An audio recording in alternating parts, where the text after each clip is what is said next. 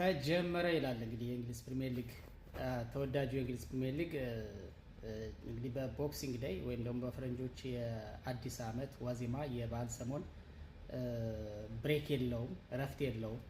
በነገራችን ላይ በጣም ተወዳጅ በዓለም ላይ ተወዳጅ እንዲሆን ሊጉ ካስቻሉት ነገሮች አንደኛው ይሄ ነው።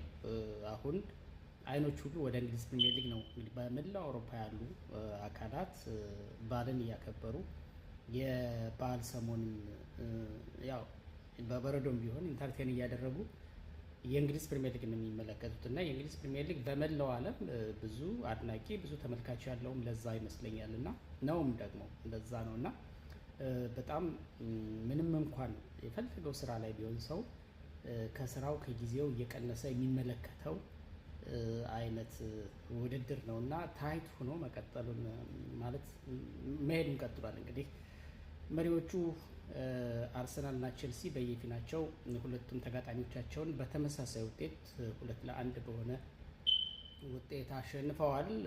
እንግዲህ የተለያዩ ውጤቶች ናቸው የተመዘገቡት። እውነት ለመናገር ስለ ጨዋታው ዲቴል ነገር ለማውራት የምችልበት ሁኔታ ውስጥ አይደለሁም፣ ግን የአርሰናል በምንም ሁኔታ ውስጥ ሁኝም ቢሆን ኳሱን ስለማይ የተወሰኑ ከሞላ ጎደል አይቼዋለሁ እና ስለዚህ ጨዋታ አጠቃላይ የተወሰነ ነገር እንደው ሀሳብ ለመግለጽ ያህል ነው።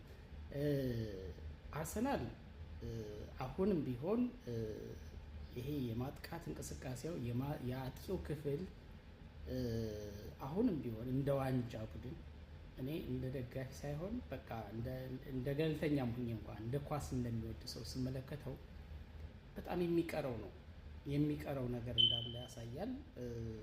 አሁን ጎልም እየተቆጠረ ያለው ዳይሬክት በአጥቂዎቻችን አይደለም።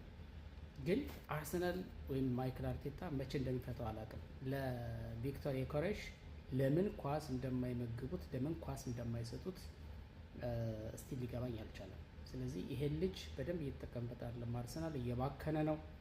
እነ ኦዲጋርድ እነ ዴክላን ራይስ እና ሌሎቹም የአማካይ ክፍል ተጫዋቾች ጎል ማስቆጠራቸው እንደተጠበቀ ሆኖ ታጋይነታቸው እንደተጠበቀ ሆኖ ቡድኑ ሲጠቃ መከላከላቸው እንደተጠበቀ ሆኖ ጎልም ደግሞ ሲገኝ ማስቆጠራቸው እንደተጠበቀ ሆኖ ግን በዋናነት ለእንደ ቪክቶር ዮኬሬሽ አይነት ጨራሽ አጥቂ ያለቀለት ኳስ መስጠት ቢችሉ ይሄ ልጅ ወደ ሞራሉ ወደ መነቃቃቱ ይመጣ ነበር ብዬ አስባለሁ።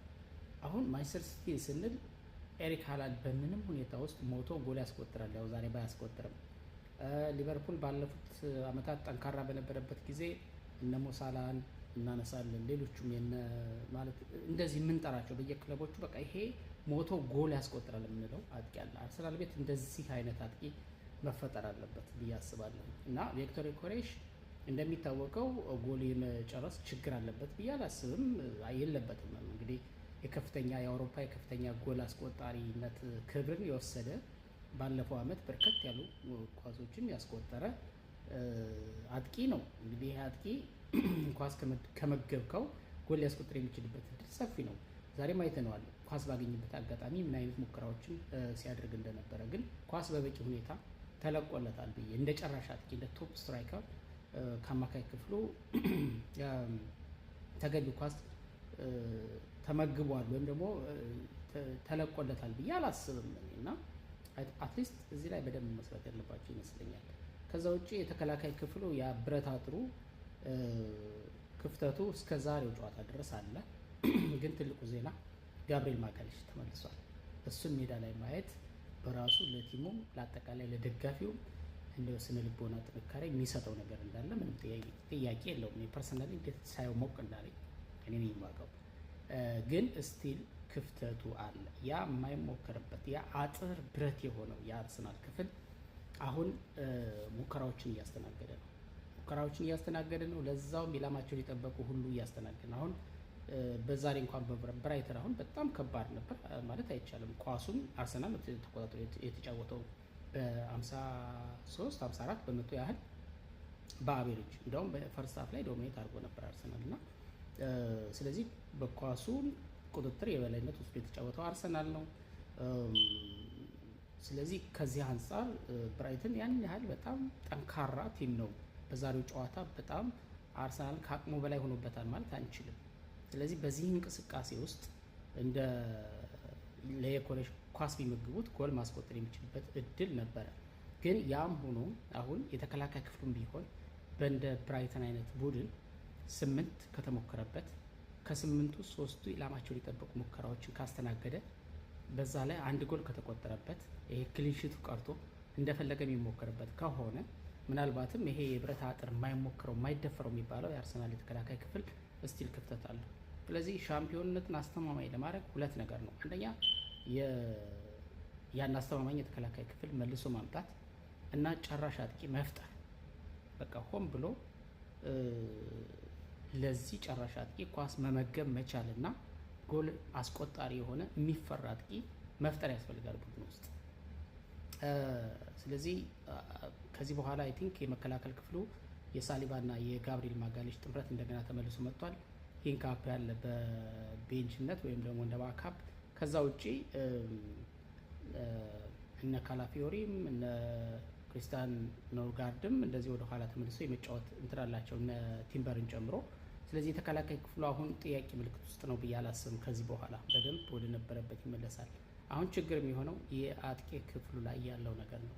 አማካዮቻችን ራሳቸው ለማግባት ከመሞከር ይልቅ ያለቀለት ኳስ ለቶፕ ስትራይከሮቻችን መስጠት አለባቸው። ለጋብሪኤል ጃሱስም ቢሆን ለጋብሪኤል ጃሱስ አሁን ወደ ሙሉ ብቃቱ ተመልሷል። ዮኬሬሽ ስላለ ነው የሚቀመጠው እንጂ በደንብ ስትራይክ ማድረግ የሚችል በደንብ መጫወት የሚችልበት አቅም ብቃት ላይ እንዳለ እየተነገረ ነው የሚገኘው።